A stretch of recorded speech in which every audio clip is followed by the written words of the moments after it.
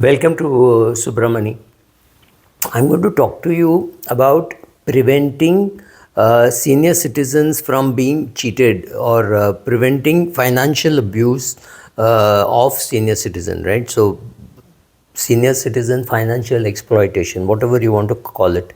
Now, I'm making one assumption that you are a responsible person for a senior citizen, which means you're the son, daughter, son-in-law, younger brother, whatever, for a senior citizen, and you are interested in this prevention. The worst case which I see in the US, and there's not enough study done in India, is exploitation of senior citizen by own family. That I think is a big portion of the exploitation.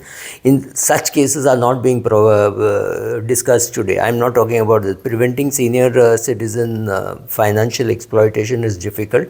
However, there are some steps that you can take, or some steps which I have taken, hopefully, which will prevent my mother from getting cheated. My mother is 88, living alone. And so, having worked with other older people and elderly people, I can tell you what are some of the things that I have done. I'm not saying it is sacrosanct and it's the best thing to do, but some of the things that I have done. So, first, try to set up a trusted contact at every financial institution that your mother deals with or your parents deal with. For my mother, it is only her bank, because her mutual funds are held either or survivor. Her bank account is either or survivor. Her equity broking account is either or survivor, and in all the cases I can handle it. So that is one thing. But I mean, there has to be very clear. There has to be clarity that I'm not talking about abuse by the own son, daughter, spouse, daughter-in-law, servant. If somebody is cheating at home, like if you have a servant who is taking away 10 rupees and 100 rupees from your purse, there is very little that you can do unless you count the money and you lay a trap to catch her. It's too much of stress. None of us will be able to do it. So either try to set up a trusted person in the bank, but that bank person also keeps changing. But my mother and I share a relationship manager, so that relationship manager knows that she has to get in touch with me for any changes in her HDFC bank account. Similarly, my mother has an account in the ICICI bank, which my sister handles, right? So two separate accounts which are being handled. One more solution that I've implemented is to create one new bank account where X amount of money goes in. Let me just explain. I have a friend who is a CFO. He gets his salary in one account. From the salary account, he puts some money into his investing account and some money into his expenses account. It happens automatically. Let's say he gets 5 lakh per month salary, or the amount does not really matter, and out of which some 1.5 lakhs goes towards expenses and 3.5 lakhs goes towards investment. Some money will be lying in the salary account. It could be a small balance, but that account he has access. He does not have internet banking in that account. He just does not have. It is just a standing instruction that so much money should go, because he does not use that account at all.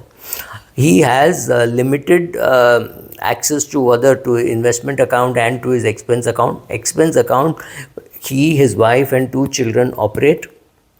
Investment account, only he and his spouse operate. The children are nominees. Here all the 4 can operate. So from this, all his telephone expenses and domestic servant salary, driver salary, all this goes from this account, and he knows what is happening in this account. Only 1.5 lakhs per month comes into this account, so 18 lakhs per year. So at any point in time, if this account is compromised, there is the maximum he loses 1.5 lakhs the day that money has got shifted, right? To in the next 5 days, if all the expenses have been paid out, it will have almost zero balance, right? So that he has done. So similarly, for your mother or your father, you can do one thing, is to create one investment account. Let's say your parents have 15 lakhs of dividend income, or just say one parent, right? So one parent has 15 lakhs of dividend income. She does not need that much for her day-to-day living. Maybe she needs 50,000 per month as her expenses, and you're making all other payments online, right? So if you're making some telephone bill and electricity bill and gas bill, if those are online payments, does not need so much of cash. Let's say you even pay the servants, right? You can use UPI and make those payments. So you're paying off all that, then there is very little cash required. Maybe for the milk that she buys, and that guy, and she says no, this can't be paid online, or some newspaper or something like that, where there could be variation. It's not 30 days newspaper, some days she's not buying, some days she's not buying milk and things like that. So in such cases you may want that payment to be made in cash, so that is different. But you can always create one account where from the dividend account you shift 20,000 rupees every month, and you have access to it. Like I have access to my mother's account, I can see my mother's account, what is happening, and so let's say I transfer 20,000 rupees on the first of every month, from which all the expenses are made, and then I find after 2-3 months that there is anyway 10,000 or 15,000 lying, so I transfer only 10,000 instead of 5,000, to make sure that whenever she needs money, it's available in that account, but too much is not available. So even if that account is compromised for whatever reasons, that account, say I operate, my sister operates, my mother operates, all three of us operate that account, that's fine. We know what is happening, all of us have access to it, so that can be done. That's one sensible thing to do.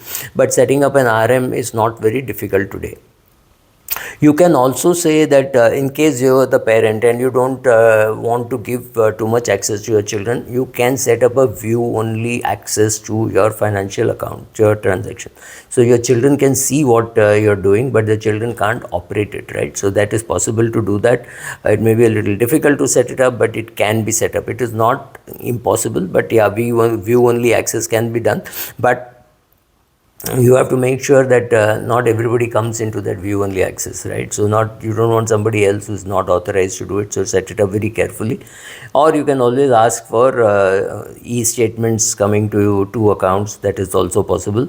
So I recommend that all your parents' income, let's say I'm talking of just my mother, all the income should come into one account and all the expenses should go out of another account. Let's say my mother has 15 lakhs as her dividend income, and her monthly expenses are 20,000 rupees, and 20,000 rupees including telephone, etc., etc., maybe 30,000 rupees. So if I transfer 30,000 to that account, the risk in that account is only 30,000, right? So that can be done. And that is a nice thing to do. It's a separate bank account just for expenses. That can definitely be done. It is not so difficult. Maybe require some, you can also organize for SMS and WhatsApp messages to come whenever there is a transaction, or you say transactions above 500 rupees message will come, or things like that. That can be done. You can always create a durable power of attorney, but I don't know how useful the power of attorney is. Best is to have an either or survivor account operated online, so that both of you and your parent have access to it, right? If they have a credit card, freeze that limit to 1 lakh if they are using it at all. If they are not using it, throw it away. But there will be a debit card. Have restricted access to the debit card if she is not going to use it for ATM facility. My mother have the luck that the bank comes and gives her the cash that she needs whenever there is I think they do it every second Wednesday or something. Somebody comes, she writes a check for 5,000, 10,000, 20,000, whatever she wants, and in the evening that 20,000 is delivered to her in a sealed cover. So this facility she has, so she does not have to go to the bank to operate the ATM. When me or my sister are there, it's easy for us to go and operate the ATM, but I don't want at 88 for her to go and withdraw money from the ATM. So this is one solution which we have. She does not have a credit card, but if she had a credit card, I would freeze the limit to be 1 lakh, 1.5 lakhs, because they give you cards. I mean, I have cards with 20 lakhs of limit. It's not that I use it. I go online and cut it down to 4 lakhs, to 3 lakhs, 4 lakhs per transaction kind of a limit, so that's the maximum that I can lose. So But also, having done that, get a credit report for your parents regularly, right? You call it the CIBIL report or whatever, get it so that somebody else is not misusing her credit. And it could be a bank manager, right? It could be anybody. And I'm assuming that you're straight, honest, and you don't want to cheat your parents, because elder care financial abuse is very common. So get all that, get your get all the possible details about her, get her NSGL statement, CDSL statement, simplify the portfolio. At 88, it is perfectly possible for my mother to keep all her money just in the savings bank account. Doesn't really matter. That's the level of complication that she needs. I am there to look after it. My sister is there to look after the money. So therefore, we can have a more complicated equity portfolio or a mutual fund portfolio. But if you're going to look after your money yourself, I would suggest all the money only be in savings bank and fixed deposits, or maybe an annuity. Try stopping all solicitations. If you're caring for an elderly person, I would definitely do the following: no commercial mail solicitations, stop unsolicited credit offers, have access to your parents' email account. So whenever you see all this, just go delete, right? Block, whatever you want to do. Eliminate robocalls, very difficult but not impossible.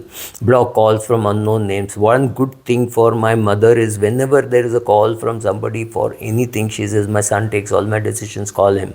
Or she says, or if it's somebody from ICICI Bank, she'll say to speak to the other account holder. If it is HDFC Bank, she'll say speak to the other account holder. In HDFC Bank, it's me. In ICICI Bank, it's my sister, right? So all these things are unsolicited credit offers. Just stop them. Just block.